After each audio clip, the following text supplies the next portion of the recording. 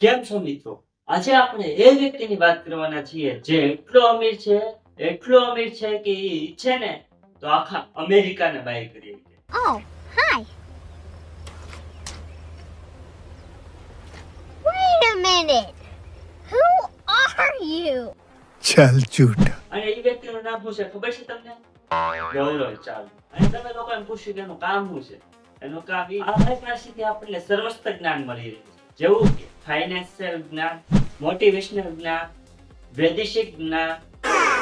વૈદેશિક જ્ઞાન નથી ખબર, વિદેશને લગતું જ્ઞાન. વિદેશ કેવી રીતે જવું, વિદેશથી પાછું કેવી રીતે આવવું, એ બધું જ્ઞાન.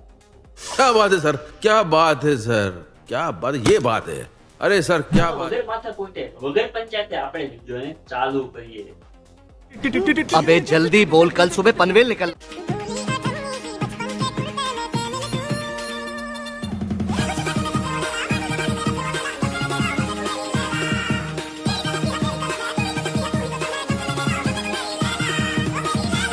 જો ભાઈ પૈસાવાળા થઈને પણ આવી હરકત તો કરવાની હોય તો અમે ગરીબ જ હારા છીએ. ખોટી વટુ પાડવા હાટુ આવા નાટકો કરવા ને મોટભાઈ.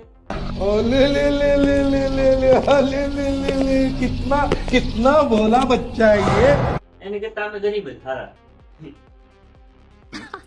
सही पकड़े हैं. ગરીબાઈ માંથી જીવાવો ને ઈ પછી પૈસા વાળા બનાવો ને ઈ કોઈ તેના ભૂતકાળ ને ભૂલે ને એટલું યાદ રાખજો. એક હોની નોટ ની કિંમત કેટલી હોય ઈ જેને ખબર પડી ગઈ હોય એની આગળ તમે ગમે એટલા થપ્પા કરી દો તો ઈ કોઈ દી સલકાય નહીં, કારણ કે સલકાય તો ખાબોચિયા કહેવાય, સમંદર કોઈ દી સલકાય નહીં. ભાઈ તમારી ફાકા ફોજદારી જોઈને અમને તો એવું લાગતું નથી કે તમે ગરીબી જોઈ છે. चल झूठा હવે આમાં ઘણા કહેતા છે કે લંડન થી પાછું સુરત કેમ આવ્યો, તો આપણે ઓફિસ કરી છે ચાલની ટ્રેનિંગ કરીને. તમારે જો ટ્રેનિંગ લેવી હોય તો 31,000 રૂપિયા સેલેરી છે, અને જો તમારે ફેમિલીમાં ટ્રેનિંગ લેવી હોય, મમ્મી પપ્પા ભાઈ બહેન, તો કોમ્બો પેકેજ છે 60,000 માં. એમાં આપણે ટ્રેનિંગ શીખવાડવામાં આવશે, કાં તો બાપ દાદાનું બધું વેચાઈ જશે, કાં તો તમારે ઘર વખરી ખર્ચો નીકળશે. ઓકે બાકી તો ભાઈ બે જ વિધાન, કાં તો તરો ને કાં તો ડૂબો. એમાં ત્રીજું વિધાન ન હોય કે તમે શું કરો. અને બીજી વાત કે આ ઓફિસમાં ક્લાસીસમાં બેરીને કોણ બેસે? આંખમાં ટાઈટ સીડી ગઈ હું હે મોટભાઈ? अब किडनी का बीमारी बहुत बुरा रे. दिन में 10 बार पानी पियो, 20 बार जाओ, आधा जिंदगी साला बाथरूम में चला जाता है रे. મને આજ સુધી એક લોજિક ના સમજાણું આ સુરતનું, કે સ્કેટવાળી ગલી છે, નવયુગ કોલેજ છે, કે ધારુકા કોલેજ છે, કે અમરોલી કોલેજ છે, બરાબર. હવે ત્યાં છોકરીઓ બહાર ઊભી હોય કે વટેવર ફૂડ ખાતી હોય, સ્ટ્રીટ ફૂડ ખાતી હોય, પણ છોકરાઓ કેવા મારા બેટા કે ઇમ્પ્રેસ કરવા ઓલી કાળા કાચવાળી ગાડી લઈ આવશે, ફૂલ સાઉન્ડ વગાડશે, ડ્યુક ગાડી, બુલેટ ગાડીમાં સૂમ કરતા સૂમ નીકળશે, કાવા મારતા મારતા. આ લોકોના મનમાં એવું છે કે આ લોકો છે ને આમ બીજા ગ્રહ ઉપર જીવે છે, કે આ વસ્તુ કરવાથી અમારી ઇમ્પ્રેશન બની જશે ને છોકરી અમને તરત નંબર આપશે ને માગું નાખ દે. તો ભાઈ એવું નથી. બરાબર, કેમ કે છોકરી આ વસ્તુથી ઇમ્પ્રેસ ના થાય, છોકરીને મેચ્યોર પર્સન ગમે, બરાબર. તો આમ કાળા કાચવાળી ગાડી લઈને આમ ભાઈ આપણે પણ આ જ બધું કર્યું છે એટલે જ ખબર હોય ને કે આ બધું ખતન હોય. નો કર્યું તો આપણને કઈ ખબર ન હોય, આપણે ઘરમાં જ હોય તો આપણને કઈ ખબર હોય કે આવું બધી વસ્તુ થાય છે. આપણે ક્યારેક આ એન્જોય કર્યું જ હોય તો જ આપણને ખબર હોય. સાચું ને મોટું ભાઈ? જે રિયલ પૈસા વાળા છે ને, રિયલ વેલ્થ વાળા છે, રિયલ ભોંકાલ વાળા છે, એની પાસે આ બધો ટાઈમ નથી બાંધવાનો ને અહીંયા આવી જશે ને ત્યાં આવી જશે ને ઊંડ થોડું થોડું થોડું તા તડન તા. હું પણ અમારા વિડીયો જોઈને અમને ખબર પડે છે કે મોટભાઈ તમે અમીર છો હે મોટભાઈ, તો પછી તમને આટલી બધી ફાકા ફોજદારી કરવાનો સમય ક્યાંથી મળે છે? તમે તો અમીર છો તો ફાકા ફોજદારી કરવાનો સમય તમારી પાસે ન હોય ને, ન જ હોય ને.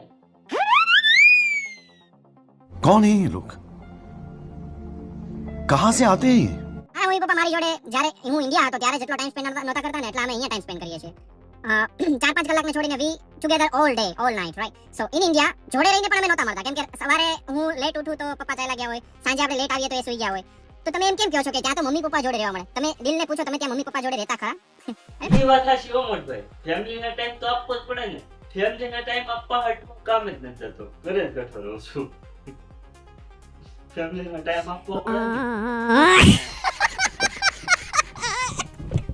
રિલેટિવ્સ ને ઓફ લાયસન્સ છે, એને એક સ્ટોર છે, તો એને કેશ નું પેમેન્ટ વધારે આવે સ્ટોરમાં.